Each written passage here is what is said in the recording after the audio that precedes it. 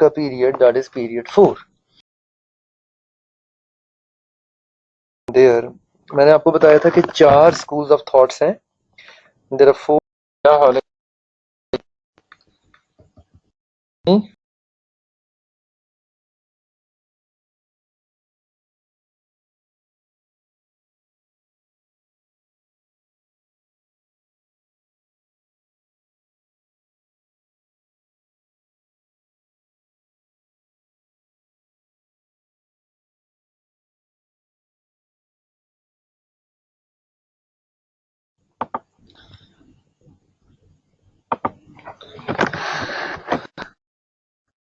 वालेकुम, क्या हाल है?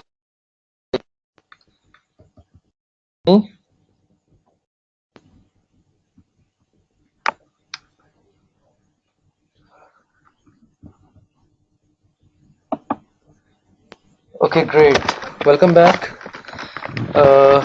कल जिस कहाँ हमने छोड़ा था वहीं से कंटिन्यू करेंगे। Yes, theories of management.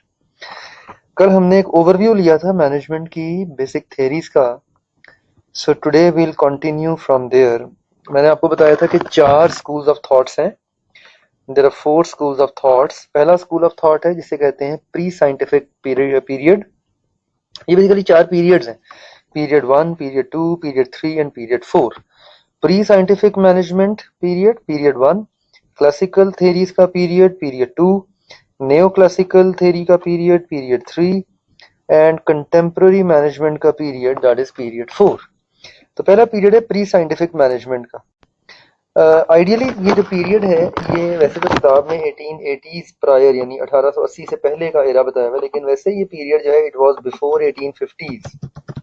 It was before 1850। खैर ये डेट्स आपको ना आनी चाहिए, मतलब ठीक है पढ़ लें, लेकिन ये डेट्स पेपर में पूछी नहीं जाएंगी आपसे। Examiner would never ask about the dates, ठीक है? नहीं बेटा, वो सिर्फ रीडिंग के लिए है, वो एग्जाम्पल सिर्फ पढ़नी है आपने, उनके ऊपर क्वेश्चन ऐसा आ नहीं सकता। वो जो सन जू है और वो जो दूसरी एग्जाम्पल है प्रिंस, द प्रिंस है जो किताब है, that is for the purpose of reading, वो सिर्फ पढ़ लें, उस पे सच क्वेश्चन नहीं आ सकता एग्जामिनेशन के अंदर, चांसेस आर क्वाइट रेयर, ठीक है?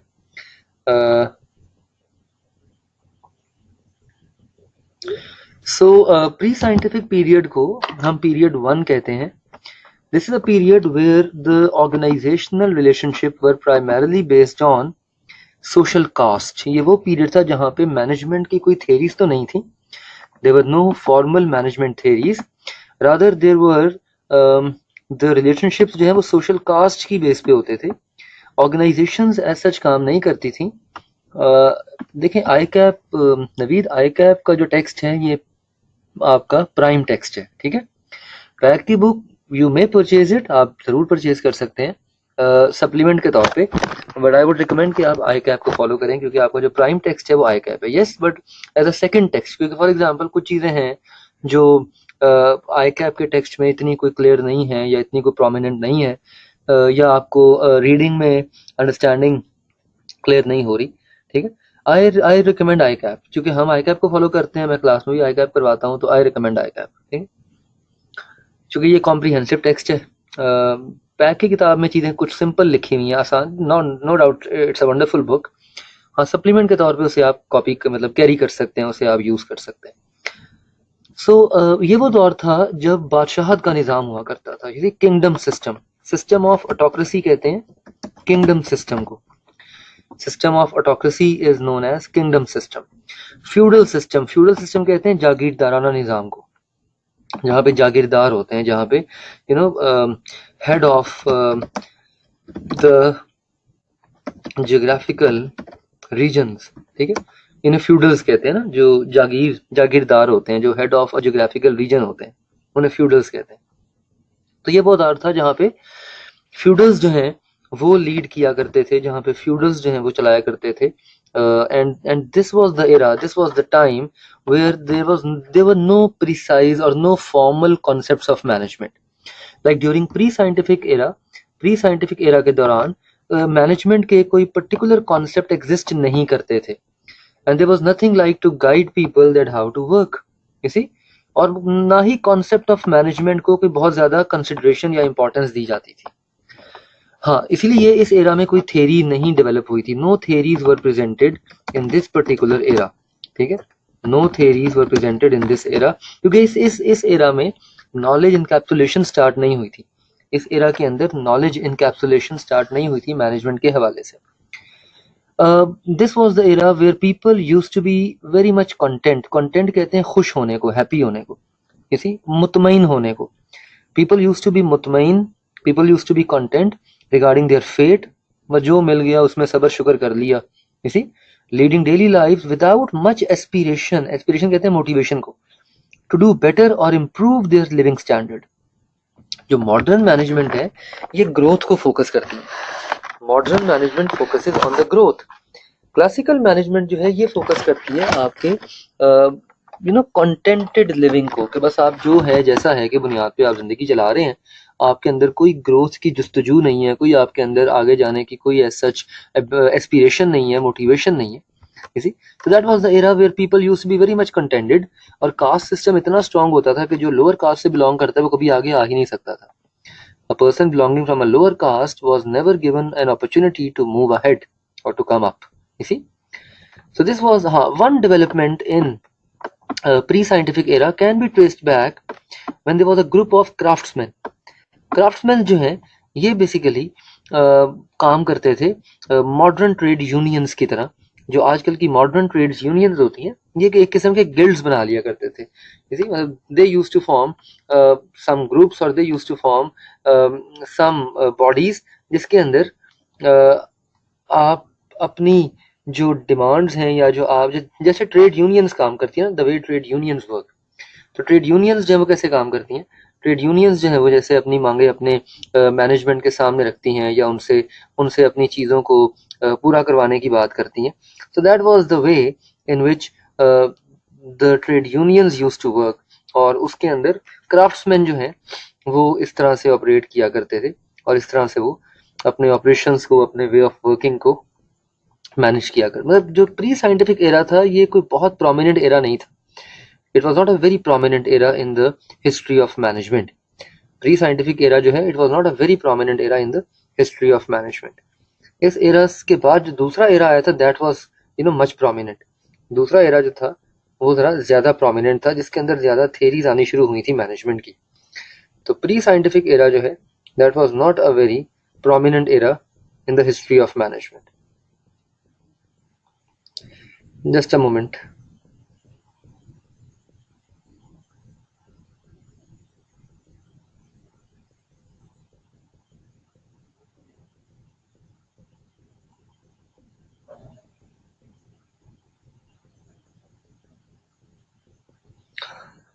जो क्लासिकल मैनेजमेंट है, जो जो क्लासिकल थेरीज हैं मैनेजमेंट की, जिसे हम साइंटिफिक मैनेजमेंट कहते हैं, इसके अंदर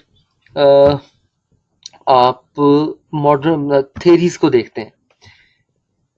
तो प्री साइंटिफिक एरा के अंदर तीन चीजें इंपॉर्टेंट है। Number one, kingdom system to lead the societies and organisation.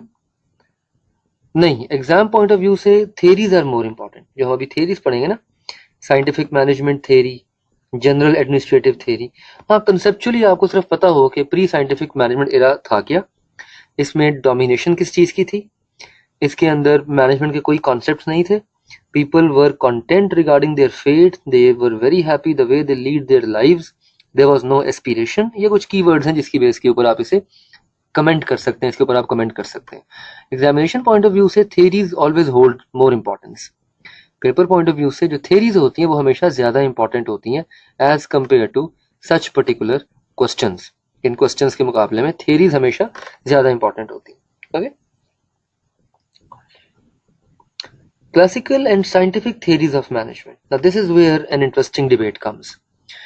आज की जो मैनेजमेंट है it has been organised 150 years back, a long time अगो।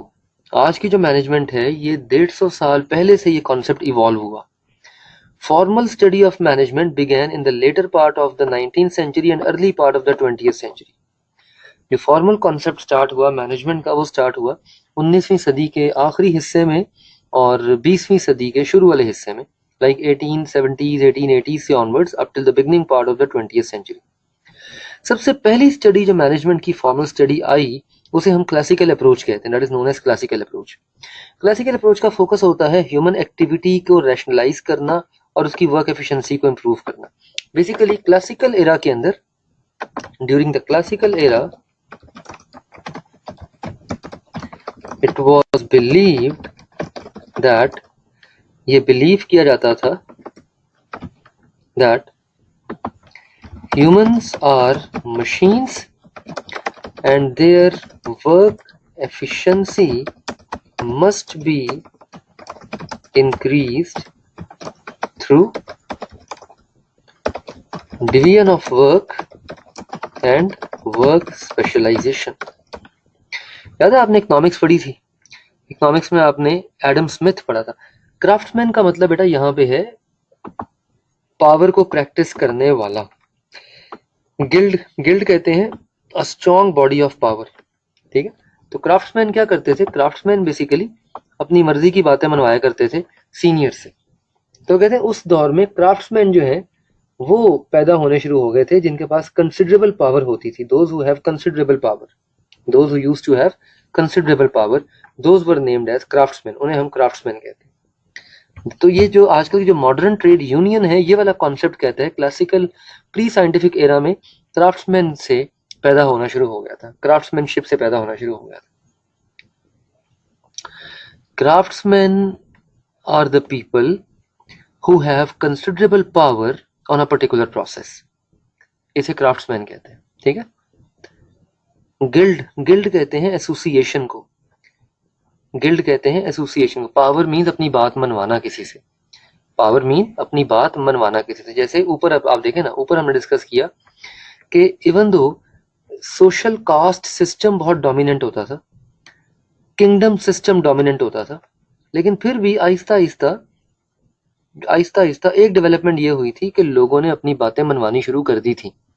अगर आपने कैसे ट्रेड यूनियन बना के, आपस में एसोसिएशंस बना के, जैसे फॉर एग्जांपल आजकल के दौर में मजदूर हड़ताल कर देते हैं ना, ठीक है।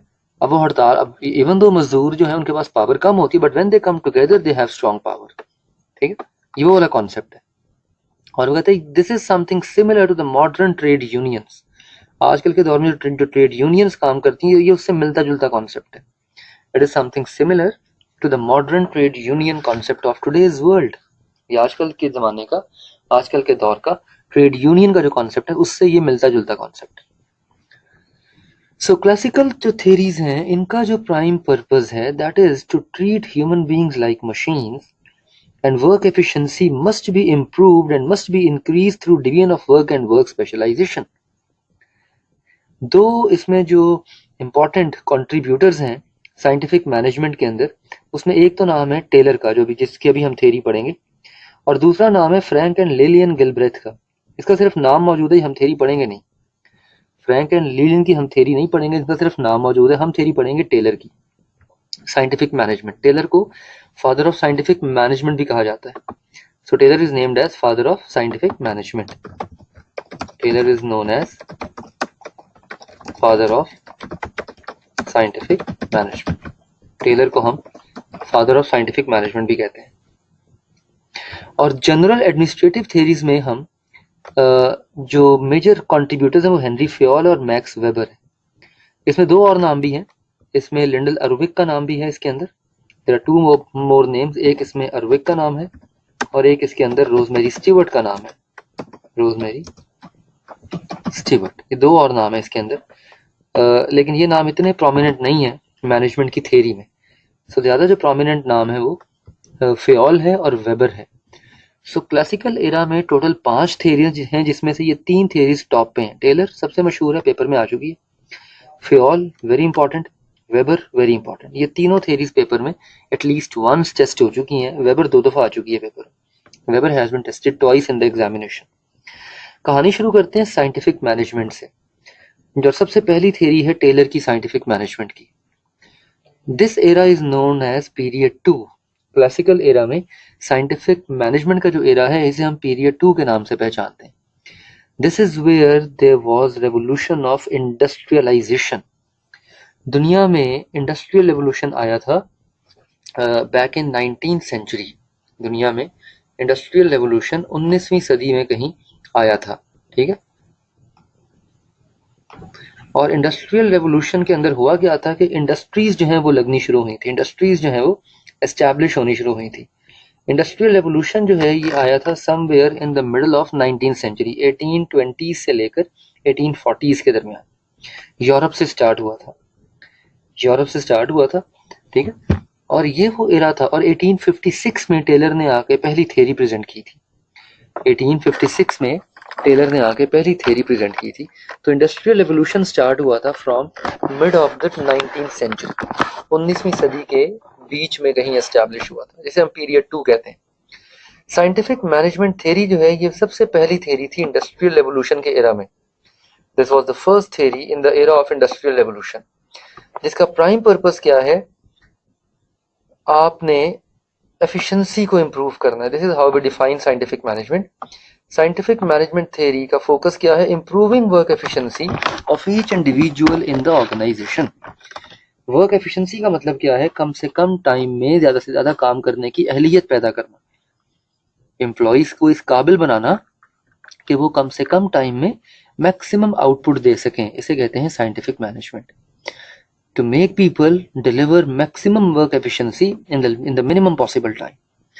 So major emphasis जो था, it was to improve the production numbers by using intensive technology. चूंकि इंडस्ट्रियल रेवोल्यूशन आया था तो टेक्नोलॉजी का इस्तेमाल होना शुरू हो गया था, and workers were just considered as a support to mechanical process. This is the prime thing, जिसमें मैं कहा ना कि workers are machines.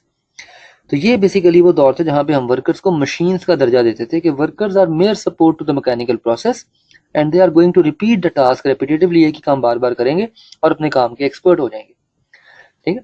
The scientific management basically studied the task performed on the production floor as these tasks are different in the nature than the tasks performed in other functional areas. Marketing, other functional areas कौन कौन से हैं, marketing, HR, finance, ठीक है, accounts, ये other functional areas हैं। Production floor पे जो टास्क होते हैं वो रेपिटेटिव नेचर के होते हैं, प्रोडक्शन फ्लोर के जो टास्क होते हैं वो रेपिटेटिव नेचर के होते हैं, एक ही काम आप बार बार करते हैं, जबकि अदर फंक्शनल एरियाज के जो टास्क हैं वो शायद रेपिटेटिव नेचर के उस तरह से नहीं होते। तो जो टास्क रूटीन और रेपिटेटिव नेचर के होते हैं उनके ऊपर साइंटिफिक मैनेजमेंट अप्लाई की जा सकती है। कैसे? साइंटिफिक मैनेजमेंट के 3 इंपॉर्टेंट पिलर्स हैं। पहला पिलर क्या है, डिवाइड अ task into smaller manageable units.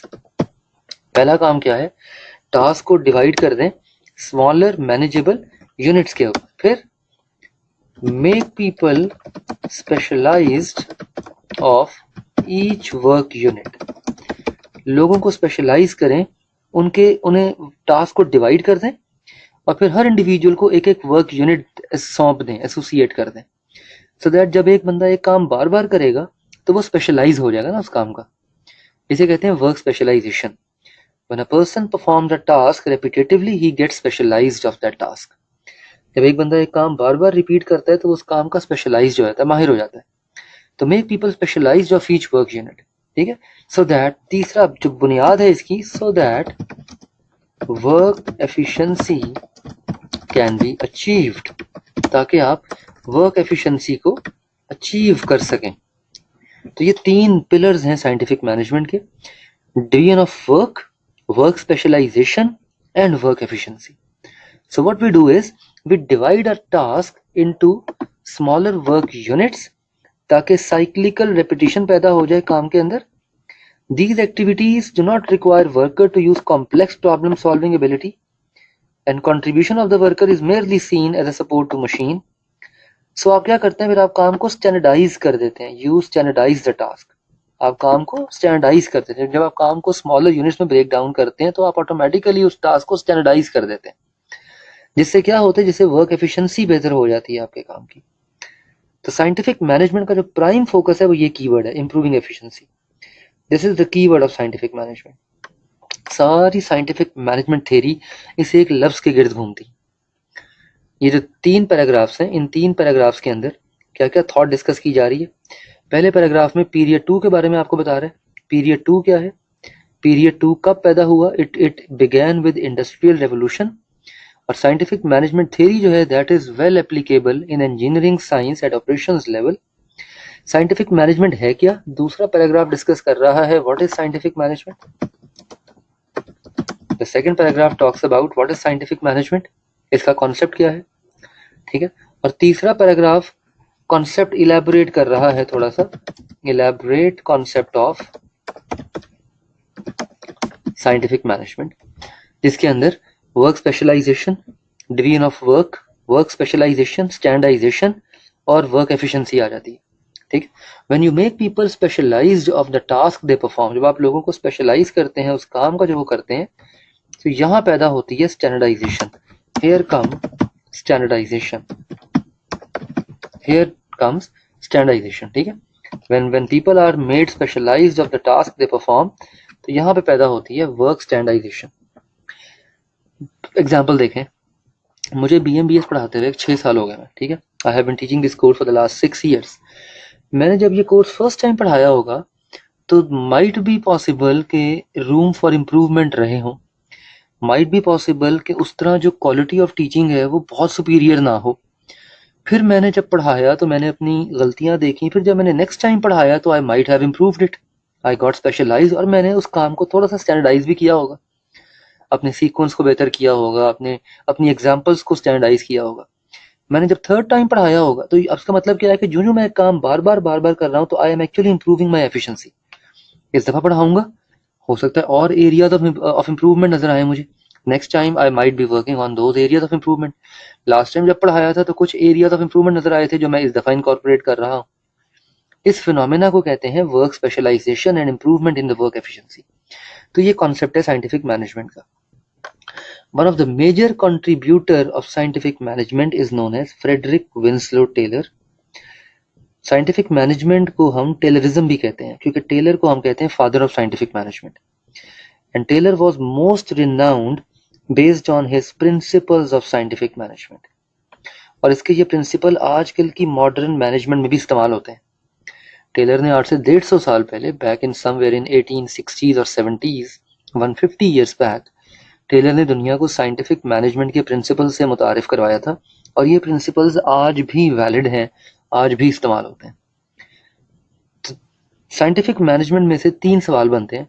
पहला क्वेश्चन बनता है what is the concept of scientific management. This background explains what is the concept of scientific management. ये पहला क्वेश्चन बनता है आपको। दूसरा क्वेश्चन जो बनता है इसके अंदर that is what are the underlying principles of scientific management. Taylor कौन था, टेलर ने क्या किया था, एंड अंडरलाइंग, ये सवाल पेपर में आ भी चुका है, underlying principles of scientific management, ठीक है। ये क्वेश्चन आया था पेपर में मार्च 2019 में, स्ट्रेट फॉरवर्ड क्वेश्चन था। और तीसरा क्वेश्चन बनता है इसके ऊपर क्रिटिसिज्म ऑन साइंटिफिक मैनेजमेंट, ठीक है। Critic on the Taylor's theory, Taylor की थ्योरी पे तनकीद क्या की जाती है, what is the critic which is done on the Taylor's theory. So criticism क्या है टेलर की थ्योरी के ऊपर। तो 3 सवाल हैं इसके अंदर। पहला बेसिक क्वेश्चन है the key concept of scientific management, scientific management का पहला कॉन्सेप्ट। दूसरा इंपॉर्टेंट टॉपिक है टेलर के 4 प्रिंसिपल्स, 4 नंबर का ये पार्ट था, और 2 नंबर का ये पार्ट था क्रिटिसिज्म ऑन साइंटिफिक मैनेजमेंट। ये क्वेश्चन अपेयर हुआ था मार्च 2019 में। एग्जैक्ट स्टेटमेंट क्या थी क्वेश्चन की, if I may show you the statement of the question.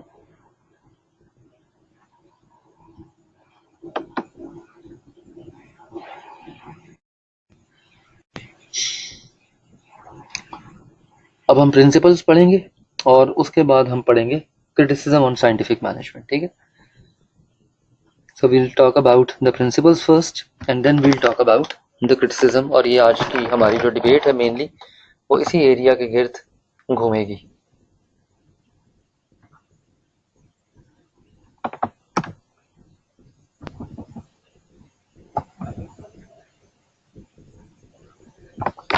So this was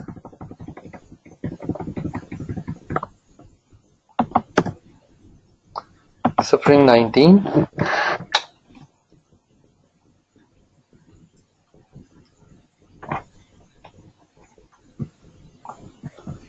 Question number 3, Part A. 4 underlying principles बताएं साइंटिफिक मैनेजमेंट के as suggested by Taylor. Also discuss the criticism on the theory. 6 marks. इससे आसान सवाल paper में नहीं आ सकता, इससे आसान सवाल पेपर में नहीं आ सकता जी। मैं कर देता हूँ, मैं इंशाल्लाह, बल्कि मैंने कल ही करना था एक्चुअली। मैंने अभी अपने पास पेपर्स के डॉक्यूमेंट में ना ऑटम का पेपर ने ऐड नहीं किया। I will add autumn paper today. ये है ना हमारा पास पेपर एनालिसिस। एक तो ये अभी मैंने कलर कोडिंग खत्म करनी है, ये कलर कोडिंग नहीं बनेगी आपके अटेम्प्ट के लिहाज से। और यहाँ पे अभी मैंने ऑटम 19 का पेपर ऐड करना है, तो ये मैं आज ऐड करके इसको आज मैं व्हाट्सएप पे डाल दूंगा, ठीक है। I will put it on WhatsApp. ये कलर कोडिंग चूंकि लास्ट अटेम्प्ट की थी तो इसको मैंने खत्म करना है, आपकी कलर कोडिंग नहीं बनेगी, अभी कलर कोडिंग के बगैर मिलेगा आपको, ठीक है ना। हाँ, इस फ्राइडे को हमारा टेस्ट होगा, टेस्ट डे हमारा फ्राइडे है। इस फ्राइडे को हमारा टेस्ट होगा और टेस्ट का जो टॉपिक है हमारा वो कहाँ तक होगा, हम इंशाल्लाह कल परसों, कल वेंसडे है, थर्सडे, हम कल डिस्कस करेंगे फेयोल और अर्विक, और परसों हम डिस्कस करेंगे वेबर। तो वेबर तक होगा टेस्ट आपका, यहाँ तक होगा। पेज नंबर रोजमेरी स्टीवर्ट से ऊपर ऊपर, स्टीवर्ट से ऊपर ऊपर, ठीक है। ये फ्राइडे को स्केड्यूल्ड है आपका टेस्ट, पेज नंबर 15 तक, पेज नंबर 15 तक। इसमें सिर्फ ओआर के टूल्स मिसिंग है, हमने अभी तक ओआर के टूल्स नहीं पढ़े, तो ओआर के टूल्स माइनस करके मैक्स वेबर तक आपका फ्राइडे को टेस्ट स्केड्यूल्ड है, ठीक। ओके, सो टेलर के प्रिंसिपल्स क्या हैं। टेलर ने बेसिकली क्या किया था, टेलर ने टाइम एंड मोशन स्टडी को डेवलप किया था। टेलर ने लोगों का और उनके काम का आपस में रिलेशनशिप स्टडी किया था। हाउ डू पीपल वर्क, लोग कैसे काम करते हैं। उसने एनालाइज किया टास्क को जो इंडिविजुअल परफॉर्म करते थे, and he break down into smaller work units. जो कि साइंटिफिक मैनेजमेंट स्टडी है, तो टेलर ने यही किया था कि टेलर ने टास्क को डिवाइड कर दिया स्मॉलर वर्क यूनिट्स के अंदर, और फिर उसने each small unit of work was then analysed to find ways in which it could be performed in the greatest efficiency. उसने फिर लोगों को वो टास्क एलोकेट किया, and he made people specialised of each work unit so that he can identify the greatest efficiency in the work unit. Experimentation use की इसने most efficient वे ढूंढने के लिए कि वो जो स्मॉल यूनिट ऑफ वर्क है उसका बेस्ट पॉसिबल वे क्या हो सकता है, उसकी एफिशिएंसी कैसे बढ़ाई जा सकती है। उसने एक्सपेरिमेंट्स की, ठीक है। और इन एक्सपेरिमेंट्स की बेस के ऊपर Taylor came up with 4 principles of scientific management. Based on those experiments, Taylor came up with the 4 underlying principles of scientific management. Taylor ने कहा कि हर काम का पहला प्रिंसिपल क्या है, every work has a science. हर काम की एक साइंस होती है। आप वर्क मेथड्स को एनालाइज करके, वर्क टाइम्स को एनालाइज करके आप किसी भी काम को करने का बेस्ट पॉसिबल वे ढूंढते हैं। फॉर एग्जाम्पल, आप जहां भी जिस भी एरिया में रहते हैं वहां से आपने कहीं और जाना है, आपकी डेस्टिनेशन है कहीं पे, और आपके घर से आपके डेस्टिनेशन तक 4 मुख्तलिफ रास्ते जाते हैं। हर रास्ते पे टाइम डिफरेंट लगता है, हर रास्ते के ऊपर number of signal lights different है, हर रास्ते के ऊपर ट्रैफिक कंजेशन डिफरेंट होगी। You want to identify and you want to analyse कि आपके घर से आपकी डेस्टिनेशन तक बेस्ट पॉसिबल रूट कौन सा है, बेस्ट पॉसिबल रास्ता कौन सा है। तो आप क्या करेंगे, फिर आप उसकी साइंस ढूंढेंगे। आप बारी बारी चारों रूट्स को अडॉप्ट करेंगे। You will adopt the different routes one by one, okay, and then you will see कि कौन सा रूट बेस्ट है, किस रूट पे टाइम कम लगता है, किस रूट पे पेट्रोल कम लगता है, किस रूट के ऊपर आप जल्दी से जल्दी पहुंच जाते हैं। इसे कहते हैं वर्क मेथड एनालिसिस, ठीक है, और work time analysis, so that you can identify the most efficient way of carrying out a task. फिर आप एक फेयर लेवल ऑफ परफॉर्मेंस को आइडेंटिफाई करते हैं, then you reward the people through higher pay if they succeed in performing more efficiently. फिर आप लोगों को रिवॉर्ड करते हैं through higher pay if they are able to perform more efficiently. तो ये पहला प्रिंसिपल हो गया, science of each work, identifying one best way. इसका कीवर्ड क्या बनता है, इसका कीवर्ड बनता है one best way of doing a task. एक काम को करने का बेस्ट वे क्या है, one best way of doing a task. किसी भी काम को करने का बेस्ट वे क्या है। दूसरा जो प्रिंसिपल है वो कहता है put the right person on the right job. The second principle says put the right person on the right job. Carefully select workers and they should have all the skills and abilities that are well suited to the job they perform, to the work they do. मुझे जो कह दिया जाए कि आप FAR1 पढ़ाएं या tax पढ़ाएं, पढ़ा तो मैं दूंगा, लेकिन यकीन करें डिजास्टर होगा, क्योंकि वो मेरी एक्सपर्टीज नहीं है. My skills and my abilities do not suit to that job. ठीक है, मेरी स्किल्स, मेरी एबिलिटीज डेवलप हुई हुई हैं बिजनेस के अंदर, ऑपरेशंस के अंदर, मैनेजमेंट के अंदर, स्ट्रेटजी के अंदर. That is what I do good. ठीक है ना. तो आपने पहले तो आपने एक साइंस ऑफ वर्क ढूंढी, the most efficient way of doing a task, then putting the right person on the right job. The workers must have the skills and abilities, and then workers should also be trained in how to do the work efficiently. फिर आपने उनको train भी करना है, फिर आपने उनकी training भी करनी है ताकि वो अपना काम और एफिशिएंटली करने के काबिल हों. तीसरा पॉइंट कहता है पहले दोनों को ऐड कर दो, scientifically selected and trained workers दूसरा point, and science of work पहला point, should then brought together, इनको इकट्ठा कर दें, so that the greatest efficiency can be achieved, which is the actual outcome of scientific management. तो तीसरा point कहता है कि वो जो साइंस ऑफ वर्क है, वो जो वन बेस्ट वे ढूंढा है आपने वो, और वो जो केयरफुली सिलेक्टेड और ट्रेंड वर्कर है वो, ब्रिंग देम टुगेदर, दोनों को इकट्ठा करो. ठीक है. इसका फायदा ये हुआ ना कि अल्टीमेट पर्पस क्या है, आपने one best way of doing a task ढूंढ लिया. ठीक है, आपने वर्कर को भी केयरफुली सिलेक्ट कर लिया, लेकिन इन दोनों का फायदा तभी होगा ना जब आप इन दोनों को ऐड करेंगे एफिशिएंसी को अचीव करने के लिए. ठीक है, अदरवाइज तो आपकी वो केयरफुल सिलेक्शन भी यूजलेस है और आपकी वो साइंस ऑफ वर्क भी यूजलेस है. Got it. सिंपल 1 और 2 को ऐड करना है ना आपने, कि carefully selected worker and the science of work, they both should be brought together so that what may be achieved, greatest efficiency may be achieved. Okay? चौथा point कहता है प्रिंसिपल ऑफ साइंटिफिक मैनेजमेंट का, there has to be equal division of work between workers and management. So equality of division of work, इसका keyword बनता है equality of division of work. The work must be equally divided between the managers and the workers. ठीक है, and workers and managers should operate closely together. उनको आपस में closely operate करना है. So एक तो equal division of work होनी चाहिए between workers and management, and secondly they should also operate closely together. तो ये 4 principles हैं, 4 नंबर का पार्ट था.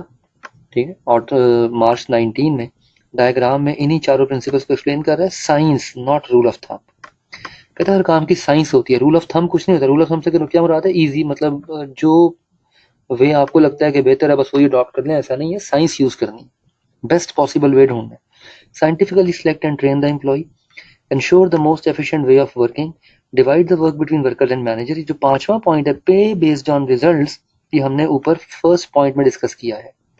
We have discussed it in the first point. ठीक है, तो डायग्राम में ये अलग से पॉइंट के तौर पे आ रहा है, बट यहाँ ऊपर हमने इसको पहले पॉइंट में डिस्कस कर लिया है यहाँ पे. खैर डायग्राम आपने बनानी भी नहीं है, सिर्फ एक स्नैपशॉट है. It's just for the purpose of a quick grasp. ठीक है. तीसरा का कीवर्ड है achieving highest work efficiency. Achieving highest work efficiency. ठीक है, this is the keyword. Achieving highest work efficiency. ये 5वां पॉइंट जो है, ये चूंकि पहले पॉइंट का हिस्सा है ना, हमने इसे यहीं डिस्कस कर लिया. Workers should be rewarded through higher pay if they succeed in performing the most efficient way. तो ये 4 प्रिंसिपल्स हैं टेलर की साइंटिफिक मैनेजमेंट के. जी जरूर, आई विल. ओके, तीसरा इंपॉर्टेंट क्वेश्चन साइंटिफिक मैनेजमेंट का, और वो है टेलर की क्रिटिसिज्म. टेलर की थ्योरी पे तनकीद क्या की जाती है. साइंटिफिक मैनेजमेंट बड़ा इंपॉर्टेंट फिनोमेना है, वर्क प्लेस के ऊपर बड़ा प्रिसाइजली इस्तेमाल होता है, लेकिन साइंटिफिक मैनेजमेंट जो इसके अंदर एक बहुत बड़ी क्रिटिसिज्म ये है कि जब आप एक काम को बार बार करते हैं तो ultimately it results in dull, repetitive and monotonous work. Monotony का मतलब होता है एक काम में इंटरेस्ट का लूज हो जाना. एक काम को जब आप बार बार करेंगे तो you might lose interest in that work. आप टास्क को इतने स्मॉलर यूनिट्स में डिवाइड कर देते हैं कि वर्कर्स का उस टास्क में इंटरेस्ट लूज हो जाता है, बोरियत हो जाती है. जैसे एक प्रोडक्शन लाइन ऑफ फैक्ट्री के ऊपर आप एक टास्क को इतना स्मॉल कर देते हैं, इतने स्मॉलर यूनिट में डिवाइड कर देते हैं कि उसमें वो एग्जॉस्ट होना शुरू हो जाता है, जिससे क्या होगा, वर्कर डीमोरलाइज हो जाएगा। डीमोरलाइज से क्या मुराद है, losing interest in the job, losing interest in the job, जिसका इम्पैक्ट क्या आएगा, उनकी वर्क एफिशिएंसी लूज हो जाएगी। तो इसका सीक्वेंस क्या बनता है, इसका सीक्वेंस ये बनता है कि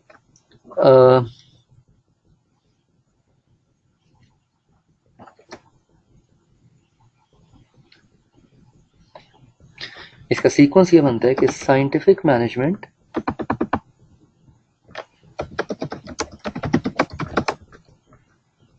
रिजल्ट्स इन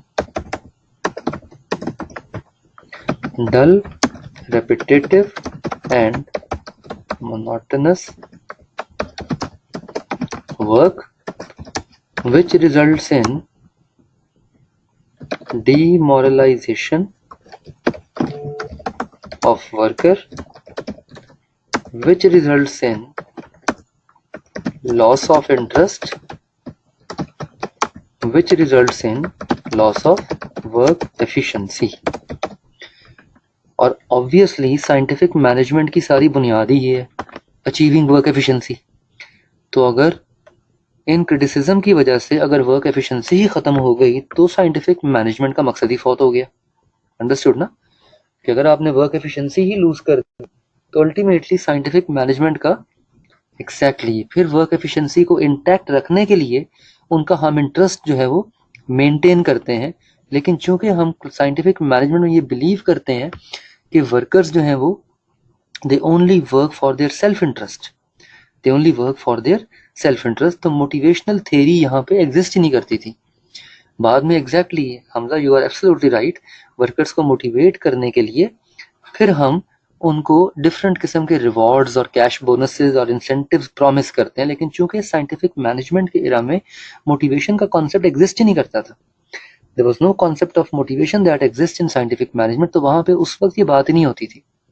बिल्कुल मॉडर्न थेरीज ने साइंटिफिक मैनेजमेंट के इसी एरर को रिमूव करने के लिए मोटिवेशन का कॉन्सेप्ट इंट्रोड्यूस किया था।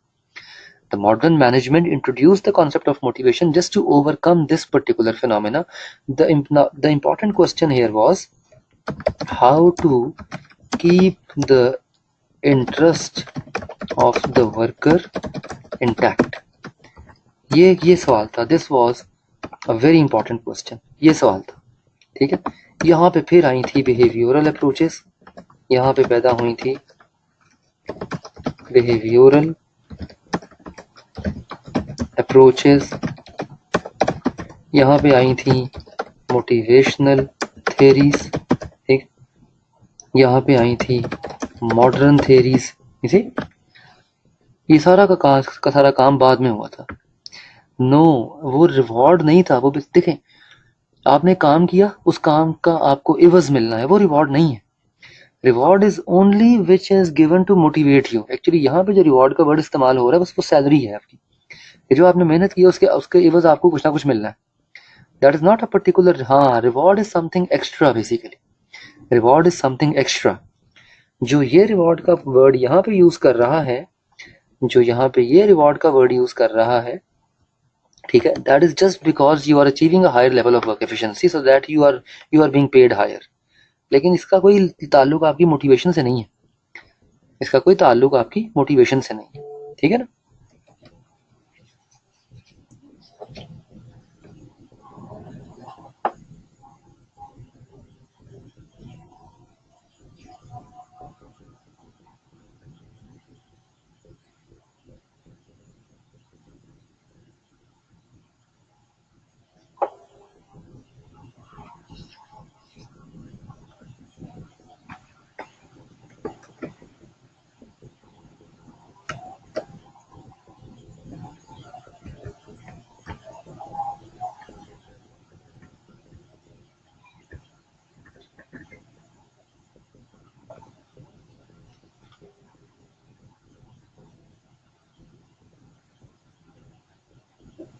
ओके जी, हाँ वो रिवॉर्ड बेसिकली हायर पे है बट उसके अंदर मोटिवेशन शामिल नहीं है। एग्जैक्टली मोटिवेशनल रिवॉर्ड्स और होते हैं, उसमें इंसेंटिव आ जाते हैं, उसमें बोनसेस आ जाते हैं, वो हम पढ़ेंगे इंशाल्लाह बहुत तफसील में जाके 7th चैप्टर के अंदर। Okay, so that was Taylor scientific management. 3 सवाल बनते हैं इसमें से। एक, साइंटिफिक मैनेजमेंट का कॉन्सेप्ट क्या है, what is the underlying concept of scientific management, ये वाला सवाल अभी आया नहीं पेपर में कभी। ये इसकी बैकग्राउंड क्या है, what is scientific management, basic concept of scientific management, ये वाला क्वेश्चन अभी तक अनटेस्टेड है और इस पे सवाल आने के चांसेस वैसे भी वीक हैं। हमेशा सवाल थ्योरी पे फोकस्ड होके आता है, इस तरह का क्वेश्चन पेपर में आने के चांसेस वीक होते हैं। असल सवाल ये है टेलर के अंडरलाइंग प्रिंसिपल्स और टेलर की criticism. This is the actual question, this is the actual question. Okay, अजान हो रही है, let's take a pause for 2 minutes.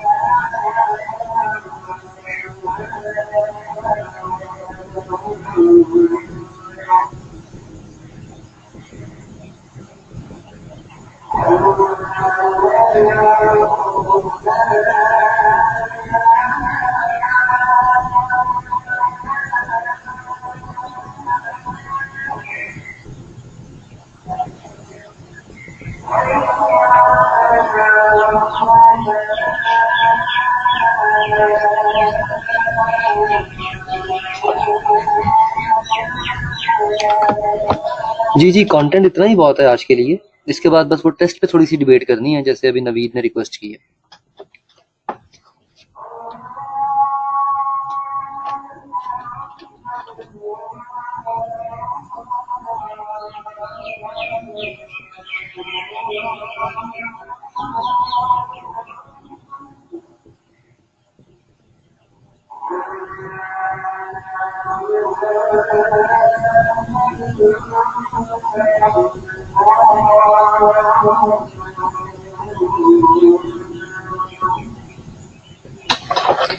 Okay जी, enough for today scientific management.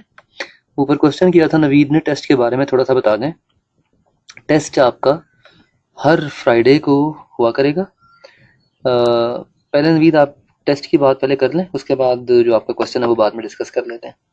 Test आपका होगा एवरी फ्राइडे 12 या 1 बजे अपलोड हो जाए करेगा, and you will be given a fair time of 1 day to upload it back on your LMS till Saturday. ठीक है, सैटरडे मॉर्निंग। और आप टेस्ट अटेम्प्ट करेंगे, उससे आप उसके कैमरा स्कैन से, मोबाइल से आप उसे स्कैन करेंगे, PDF में उसे कन्वर्ट करेंगे या इमेजेस जो भी आपके पास अवेलेबल है, और आप उसे अपने LMS पे अपलोड करेंगे। पेज नंबरिंग ज़रूर कर दीजिएगा, ठीक है। पेज नंबरिंग के बगैर वो फिर मार्किंग में दुश्वारी होगी जी। एटलीस्ट आपको 24 आवर्स का टाइम मैं दूंगा टेस्ट अटेम्प्ट करके अपलोड करने के लिए। अगर फ्राइडे को 12-1 बजे टेस्ट अपलोड होता है तो फिर सैटरडे तक आपके पास टाइम होगा इंशाल्लाह, ठीक है जी। Naveed, now your question please.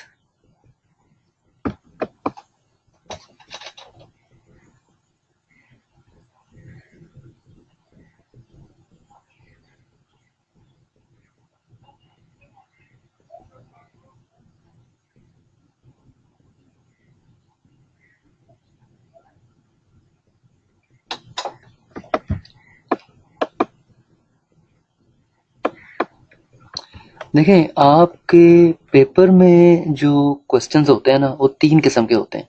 Short questions, knowledge based short questions, conceptual long questions and scenario based questions, ठीक है। इसके लिए बेस्ट सोर्स हैं आपके पास्ट पेपर्स। आप चले, मैं आज इंशाल्लाह आपको ये डॉक्यूमेंट भेज दूंगा, but just for the time being अभी तक जो हमने कंटेंट कवर किया है सो फार, उसमें से आप सितंबर 17 का क्वेश्चन नंबर का पार्ट ए पढ़ लें पास्ट पेपर्स में से, ठीक है। उसके अलावा उसमें से आप टेलर की जो साइंटिफिक मैनेजमेंट थ्योरी है विच अपीयर्ड इन स्प्रिंग 19, ठीक है, वो पढ़ लें, ठीक है। स्प्रिंग 19 में ये फ्योल की सॉरी टेलर की ये वैसे यहाँ पे गलत जगह पे लिखा हुआ है, ये यहाँ आना है सवाल, ये इसकी प्लेसमेंट यहाँ पे है, इसको मैं सही कर दूंगा, ये पढ़ लें, ठीक है। तो ये कम से कम 1-2 क्वेश्चन आप देख लें तो आपको आइडिया हो जाएगा कि क्वेश्चन किस नौइयत का हो सकता है। जी लोधी साहब, आपका सवाल please, come up with your question.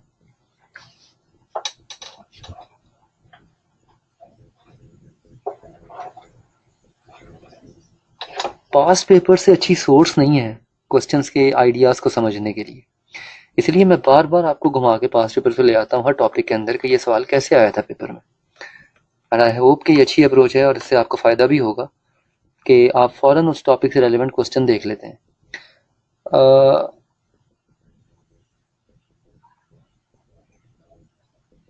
आपके 6:30 बजे, मैं सवाल समझा नहीं आपका।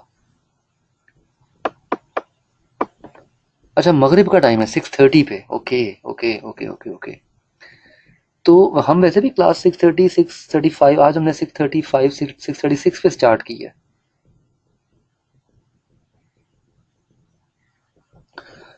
मैं लोधी साहब इस पे काम कर रहा हूँ, but I can not promise you कि ये बुक जो है वो विद इन वीक्स अवेलेबल हो जाएगी, क्योंकि अभी रिसेंटली टेक्स्ट चेंज हुआ है।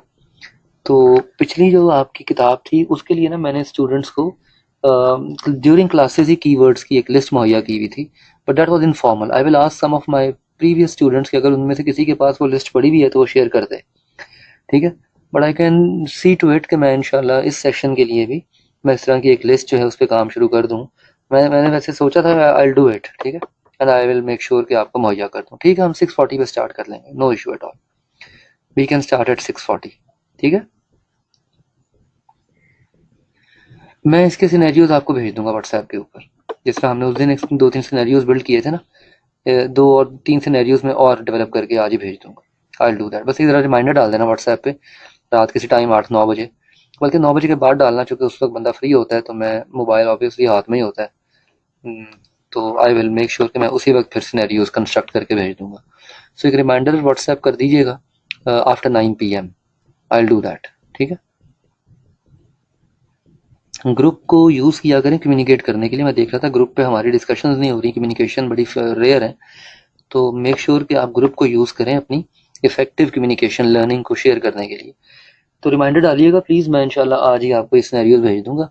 क्लास हम 6:40 पे स्टार्ट कर लिया करेंगे कल से, और लोधी साहब ने जैसे कहा कीवर्ड्स की एक लिस्ट टॉपिक बाय टॉपिक या chapter by chapter, I will make sure कि मैं आपको अवेलेबल कर दूँ, आई will do that, but I can't promise any time line. मेरी कोशिश है कि मैं इंशाल्लाह विद इन 2-3 वीक्स इस पे काम कर लूँ।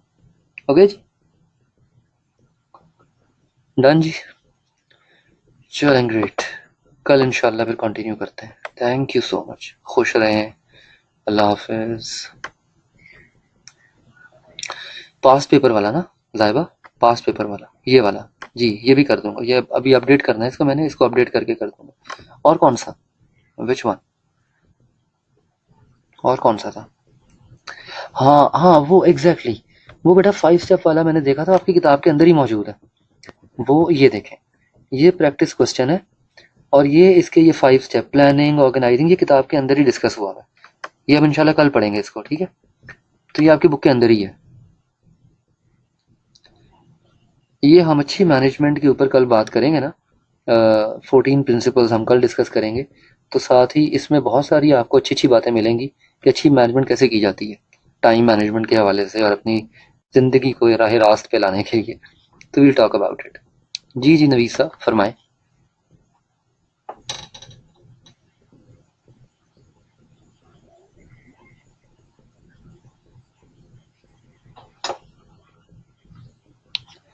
जी जी प्लीज़।